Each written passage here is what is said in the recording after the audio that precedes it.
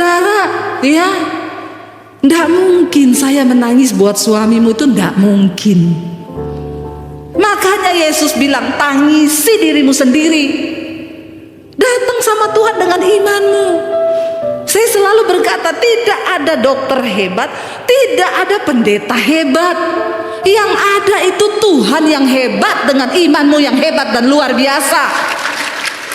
Ayo alami Tuhan sendiri. Engkau punya hak istimewa untuk datang kepada Tuhan. Jangan titip doa. Tapi banyak orang Kristen tuh suka dibodoh-bodohin. Yang mau berangkat ke Israel, tulis doamu, nanti saya doakan di Israel. Emang kalau didoakan di Israel terus Tuhan dengar?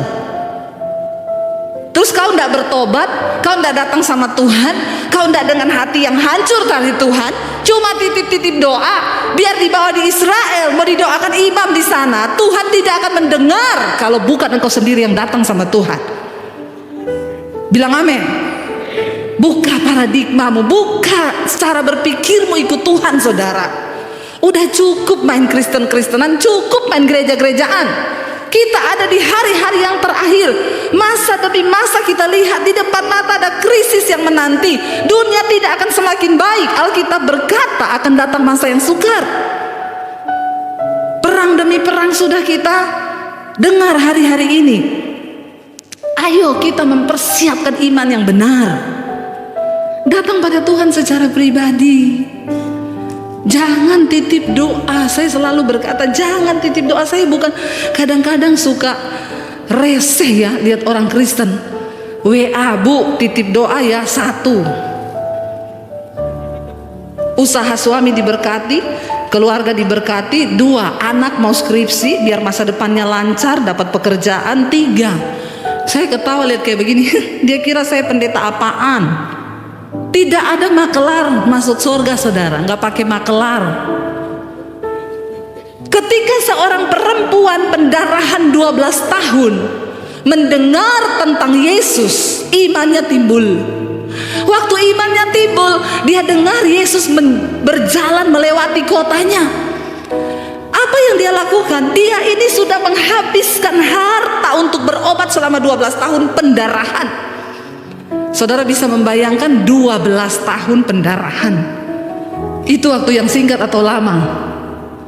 Lama, kalau kredit rumah sudah lunas. Lama 12 tahun. Ketika dia mendengar tentang Yesus, dia mendengar tentang kabar baik bahwa Yesus menyembuhkan, Yesus juru selamat. Lalu dia dengar Yesus lewat di kotanya. Dia datang menghampiri kerumunan orang banyak. Perhatikan saudara, perempuan itu dengan iman berkata, asal ku jamah jubahnya, aku pasti sembuh. Tiba-tiba dia menjamah jubah Yesus di tengah kerumunan ribuan orang. Tiba-tiba Yesus berhenti. Yesus tanya kepada murid-muridnya, siapa yang menjamah aku? Muridnya bilang, hello Tuhan, yang menjamah kamu tuh ribuan orang. Orang semua berdesak-desakan. Saya tuh baru mengerti jadi Yesus ya. Nggak usah jadi Yesus saya, saudara.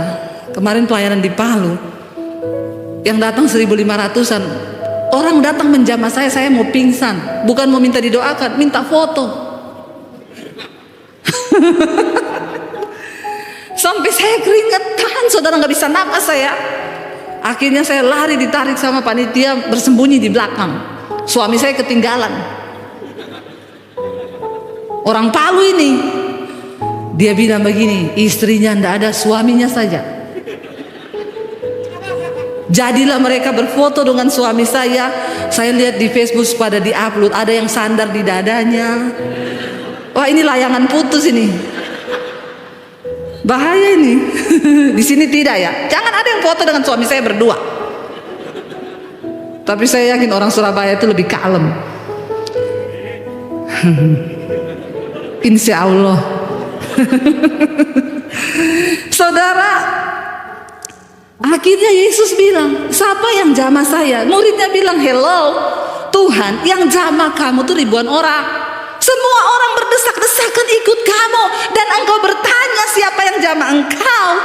Yesus bilang begini, yang ini dia menjamahnya beda, karena ada kuasa yang keluar dari diriku. Wow, saudara lihat imannya. Yesus bahkan tidak mendoakan dia tumpang tangan. Dia nggak cerita, Yesus aku pendarahan 12 tahun, tolong doakan tumpang tangan aku. Enggak. Dia datang sendiri dengan iman yang hidup menghampiri Tuhan. Asalku jamah jubahnya, aku sembuh. Dengan iman yang hidup itu dia jamah jubah Yesus. Alkitab berkata ada kuasa yang keluar dari diri Yesus. Yesus bilang sama muridnya, semua orang menjamah aku, tapi cuma satu yang membuat kuasa keluar dari diriku.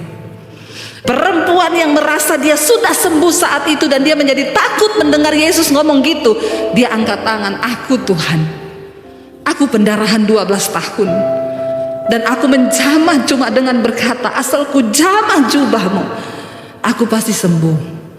Saudara, ini gambaran orang Kristen hari-hari ini. Yang ngaku ikut Yesus, percaya Yesus banyak, ribuan orang, semua datang ke gereja hari Minggu, tapi yang mengalami kuasa Tuhan cuma sedikit.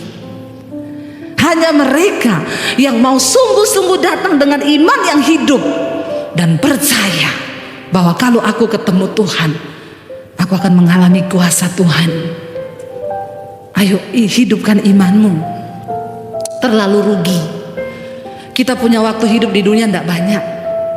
Sayang, di waktu yang singkat kita habiskan hidup dengan menghabiskan kekuatan, stres, depresi, tertekan, dan imanmu mati. Saya sudah mendengar banyak kesaksian orang-orang yang tadinya hampir bunuh diri. Dia bilang, lalu saya dengar khotbah ibu, saya mulai mendengar firman, saya mulai tangkap firman itu, saya hidupi dan saya imani. Nggak jadi bunuh diri, Bu. Bahkan hutang, ekonomi, keluarga Tuhan pulihkan semuanya. Dan dia mau melakukan hari-hari ini buat saudara.